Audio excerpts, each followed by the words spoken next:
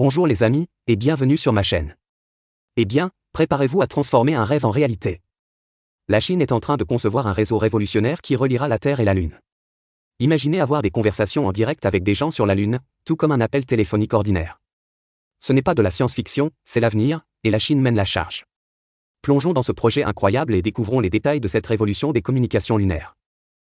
Des scientifiques chinois ont élaboré une feuille de route pour créer une infrastructure de réseau entre la Terre et la Lune, ce qui devrait faciliter les voyages dans l'espace. La Chine veut faire une route spéciale dans l'espace. Cette route utilisera 30 machines volantes spéciales appelées satellites entre la Terre et la Lune. Il y aura également 3 endroits spéciaux sur la Lune pour aider ces machines volantes à fonctionner. Ensemble, ils aideront les gens du monde entier à se parler très rapidement, à trouver leur chemin dans l'espace et à observer ce qui se passe dans l'espace. Le plan de construction de cette route spatiale comporte 3 étapes. Tout d'abord, dans la phase initiale, ils enverront quelques satellites faire le tour de la Lune dans une forme ovale spéciale. Ensuite, ils feront un endroit spécial sur la Lune pour parler aux satellites. Au cours de cette phase, 2 satellites et une station de contrôle lunaire prendront en charge la communication pour un maximum de 10 utilisateurs. Plus tard, dans la phase d'expansion, ils auront 10 satellites dans l'espace, volant autour de la Terre et de la Lune. Ces satellites aideront les choses à se parler très rapidement. Ils construiront également une nouvelle station spatiale sur la Lune. Cela facilitera l'envoi de nombreuses informations entre la Terre et la Lune, et nous aidera à savoir exactement où se trouvent les choses dans l'espace. Cette phase augmentera les débits de données à 5 gigaoctets par seconde et améliorera la précision de la navigation à 100 mètres. La phase finale du plan consiste à agrandir le groupe satellite. Il y aura 30 satellites au total et une 3e station lunaire sur la Lune. Cette phase vise des débits de données de 10 gigaoctets par seconde et une précision de navigation de 10 mètres pour les activités lunaires, et de 50 mètres pour les voyages Terre-Lune. Objectif de la mission. L'objectif de la construction de cette autoroute est de permettre à 20 astronautes ou plus sur la Lune de communiquer avec des personnes sur Terre en même temps, en utilisant de l'audio, des images ou des vidéos. Cela permettra un travail d'équipe et une coordination efficace entre les astronautes et le contrôle au sol. Cette autoroute transformera la communication entre la Terre et la Lune, passant d'un processus lent et limité à une expérience multi-utilisateur à grande vitesse.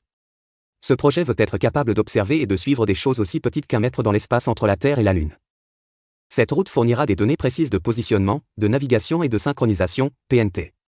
En fournissant des informations de navigation précises, l'autoroute contribuera à assurer des atterrissages sûrs et précis sur la Lune. Les futurs rovers lunaires et autres véhicules pourraient s'appuyer sur le réseau pour la navigation autonome, augmentant ainsi l'efficacité et la sécurité. Importance stratégique. L'investissement de la Chine dans ce projet ambitieux met en évidence la concurrence croissante dans l'exploration spatiale. En établissant une forte présence dans l'espace cislunaire, la Chine vise à obtenir un avantage stratégique dans les futures missions lunaires et spatiales lointaines. Cette infrastructure sera essentielle pour soutenir diverses activités, notamment la recherche scientifique, l'exploration des ressources et les projets commerciaux potentiels. Défis. Bien que le projet soit extrêmement prometteur, il présente également d'importants défis techniques. La construction et le déploiement d'un réseau de 30 satellites et l'établissement de stations au sol sur la Lune nécessiteront une expertise technique et des ressources financières considérables. Cependant, s'il est couronné de succès, ce projet pourrait ouvrir la voie à une nouvelle ère d'exploration lunaire et de présence humaine dans l'espace. Ces dernières années ont été marquées par un essor de l'exploration spatiale mondiale, de nombreux pays se lançant dans des projets spatiaux ambitieux. Cependant, cette expansion rapide soulève également des inquiétudes quant aux conséquences environnementales potentielles. Examinons l'impact environnemental de telles missions. Le nombre croissant de satellites et de débris spatiaux constitue une menace importante pour l'environnement. Les collisions peuvent créer plus de débris, entraînant un effet en cascade connu sous le nom de syndrome de Kessler, qui pourrait rendre l'espace proche de la Terre inutilisable. Le lancement de fusées et la construction d'infrastructures spatiales nécessitent beaucoup d'énergie et de ressources, ce qui contribue aux émissions de gaz à effet de serre et à l'épuisement des ressources. Les lancements de fusées libèrent des polluants dans l'atmosphère, notamment du dioxyde de carbone et d'autres substances nocives.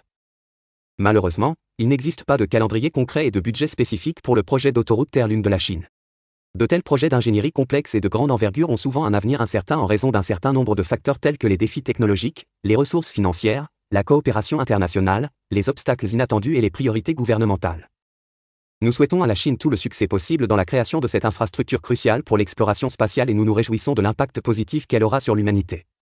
Merci d'avoir regardé cette vidéo. Si vous l'avez aimé, veuillez cliquer sur le bouton j'aime et abonnez-vous également à notre chaîne.